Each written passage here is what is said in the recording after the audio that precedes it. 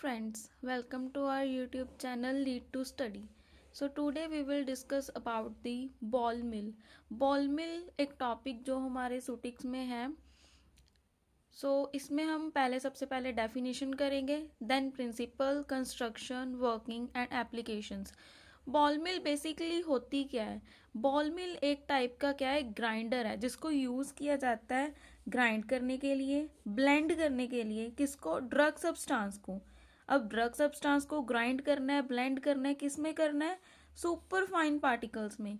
क्यों करना है? ताकि जब हम मैन्युफैक्चरिंग करें, ठीक है, कोई भी डोसेज फॉर्म बनाए, उसमें जो पाउडर हमें चाहिए उसका जो पार्टिकल्स हैं, जो पाउडर का पार्टिकल्स हैं, वो किस में हो? फाइन पार्टिकल्स हो, बिल्कुल स्मॉल साइज हो.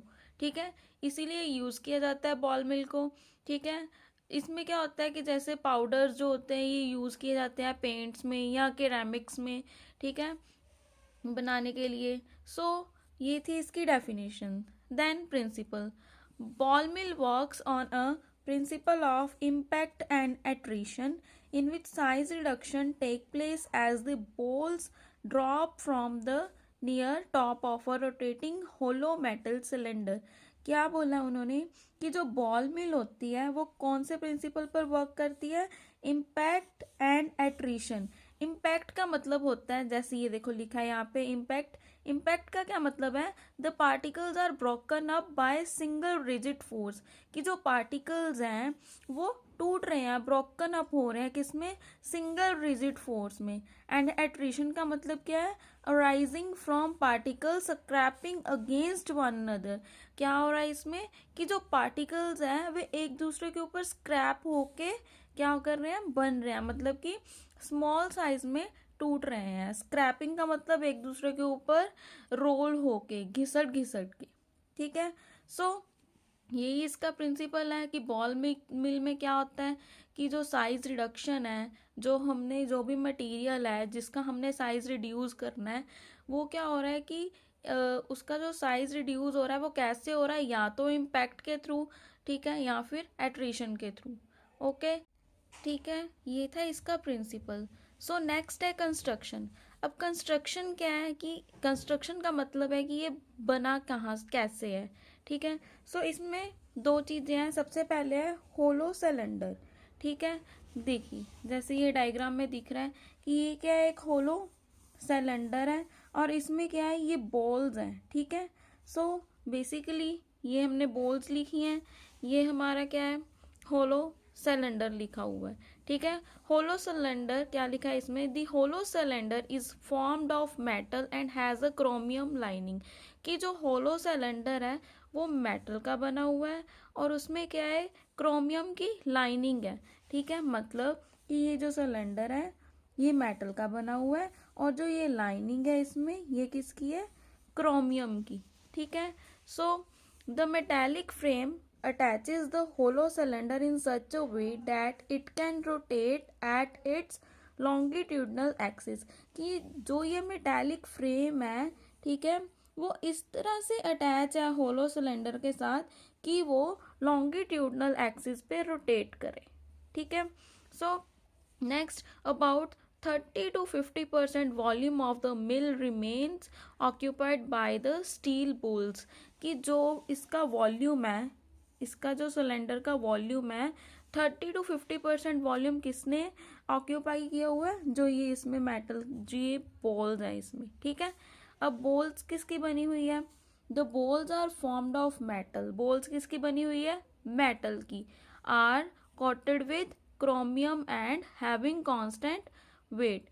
किसकी बनी हुई है? मेटल की. किसके साथ कॉटन की हुई है? क्रोमियम के साथ. और इसका वेट क्या है? कांस्टेंट है. मतलब कि सभी बॉल्स का वेट जो है वो कांस्टेंट है, इक्वल है. ठीक है, next, the size of balls depends upon the diameter of the mill and the feed in the mill. अब क्या है कि जो बॉल का साइज है वो किस पे डिपेंड करता है?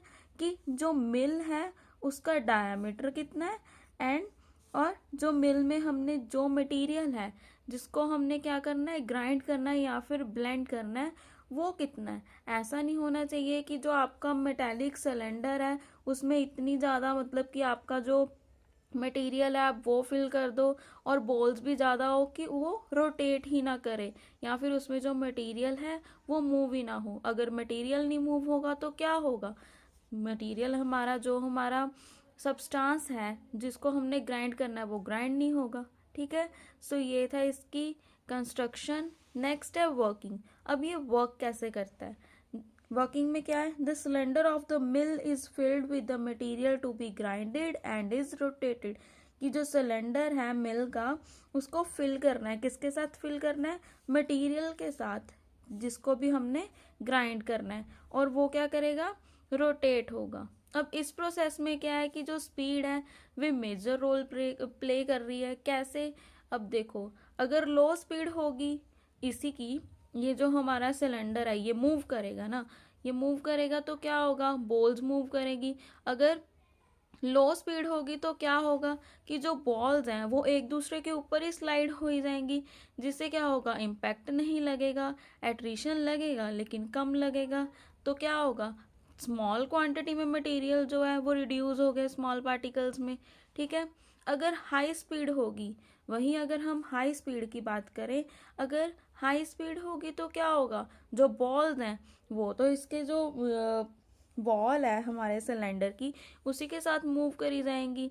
ठीक है, तो क्या होगा, अगर वो वॉल, देखो यहाँ पे लिखा है क्योंकि वहाँ पे सेंट्रीफ्यूगल फोर्स लगेगी, सेंट्रीफ्यूगल फोर्स की वजह से जो बॉल्स होंगी वो मूव करेंगी वॉल्स के साथ, तो मटेरियल ग्राइंड नहीं होगा, क्योंकि ना तो वहाँ पे इम्पैक्ट लग रहा है ना ही एट्रिशन लग रहा है। हमने प्रिंसिपल में पढ़ा है यही कि जो वर्क कर रही है हमारी बॉल मिल वो इम्पैक्ट या एट्रिशन के प्रिंसिपल पे ही कर रही है।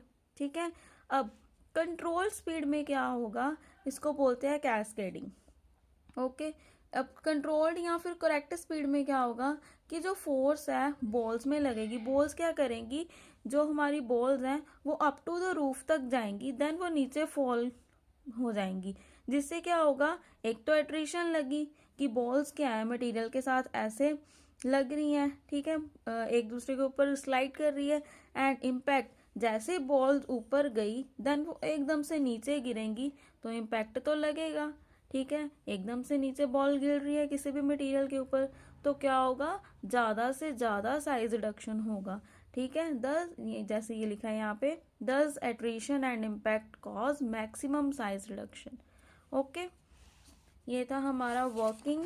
एंड ये देखो यहाँ पे प्रॉपरली बताया है उन्होंने, लो स्पीड पे क्या होगा, जो बॉल्स हैं वो एक दूसरे के ऊपर ही मूव करी जाएंगी। ठीक है, और हाई स्पीड में क्या होगा, जो बॉल्स हैं वो क्या करेंगी, जो हमारा सिलेंडर है उसकी वॉल्स के साथ मूव करी जाएंगी। और करेक्ट स्पीड में क्या होगा, जैसे बॉल ऊपर जाएगी देन एकदम से नीचे फॉल हो जाएगी। ठीक है, जिससे क्या होगा, ज़्यादा से ज़्यादा साइज रिडक्शन होगा। अब आफ्टर अ पर्टिकुलर टाइम, एक टाइम पीरियड के बाद क्या होगा, ग्राइंडेड मटेरियल को हम निकालेंगे मिल में से। ठीक है, कंटेनर में, देन उसको पास करेंगे किसके किसके थ्रू करेंगे, सूटेबल सीव के थ्रू, ताकि हमें क्या मिल जाए, फाइन पाउडर्ड मटेरियल मिल जाए। ठीक है, ठीक है स्टूडेंट्स, सो हमने डेफिनेशन भी कर ली, प्रिंसिपल भी कर लिया, कंस्ट्रक्शन भी कर लिया एंड वर्किंग भी कर ली। सो लास्ट है इसमें एप्लीकेशंस। एप्लीकेशंस मतलब कि जो बॉल मिल है उसका यूज़ कहाँ कहाँ हो रहा है। अब small ball mills use for grinding of drugs और एक्सीपियंट्स, कि जो स्मॉल बॉल मिल्स हैं उसको यूज़ किया जाता है ड्रग, कोई भी एपीआई, ठीक है, या फिर एक्सीपियंट्स वगैरह की ग्राइंडिंग करने के लिए। widely used in production lines for powders such as cement, fertilizer, ceramics, etc. Used for grinding of toxic material. या all types of hard, abrasive and brittle materials are grinded by it. ठीक है, सो ये थी हमारी applications. I hope आप लोगों को ball मिल अच्छे से समझ आ गया होगा। ये वीडियो आपके लिए बहुत ज़्यादा हेल्पफुल होगी। Thank you.